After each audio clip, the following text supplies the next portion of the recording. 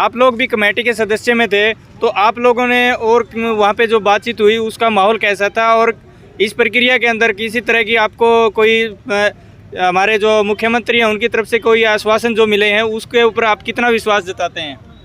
देखो जी, राजनीतिक लोगों पर विश्वास ज़्यादा तो हम नहीं कर सकते, लेकिन फिर आज का जो माहौल था हमारा, उसमें सौहार्दपूर्ण माहौल में हमारी बातचीत हुई।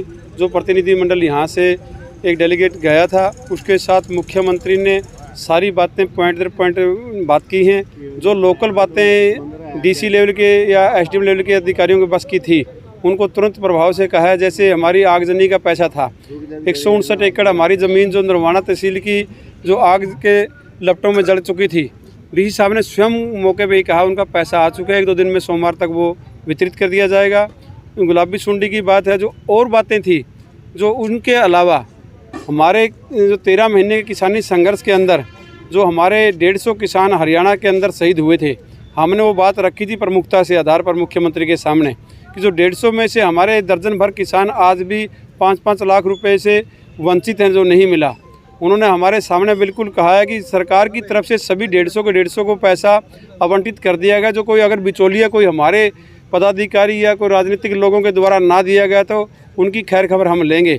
और आलोक मित्तल जी से स्पेशल हमारे सामने कहा गया कि आप आलोक मित्तल से एक अलग से दोबारा मीटिंग करें।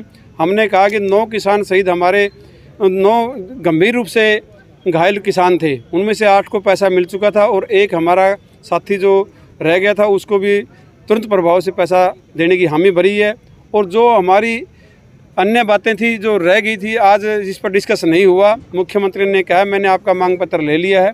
उसके ऊपर जैसे हमारी चाहे गन्ना की 450 की मांग है और जो मांगे हैं, एक हमारी मांग ये थी कि जो अपनी फसल अपना ब्यौरा के तहत जो सामलात दे ज़मीन है, पंचायती ज़मीन है, बाबा की ज़मीन है, डेरा की ज़मीन है, 8-10 तरह की ज़मीनें ऐसी हैं जिनका OTP नंबर पंचायत के खाते में चला जाता है। और जो सरपंच जो काश्तकार है, जो ज़मीन के जिससे पंचायती ज़मीन है, भलाई पंचायती है, लेकिन उस पर गिरदौरी किसी व्यक्ति विशेष की लंबे समय से चली आ रही है, वो OTP नंबर या उसका मेरी फसल मेरा ब्यौरा के तहत वो गिरदौरी वाले के नाम ही होगी। डीसी साहब ने स्वयं हामी भरी है कि यहाँ की तो होगी, पूरे हरियाणा प्रदेश की मांग है ये OTP नंबर उस गिरदौरी वाले खाते के किसान के नाम पे जाएगा। प्रधान जी, आखिरी सवाल, जो आज आप लोग CM साहब से मिले हैं, उस चीज़ को जो आपकी वार्तालाप लगता है कि सकारात्मक रही, क्या आपका धरना आगे भी जारी रहेगा या इसके बाद आप लोग धरना समाप्त कर देंगे? देखिए, ये तो ठीक है कि बातचीत सकारात्मक रही है और हम उम्मीद भी करते हैं कि CM जैसी बड़ी हस्ती इन मामलों को निपटाएंगी।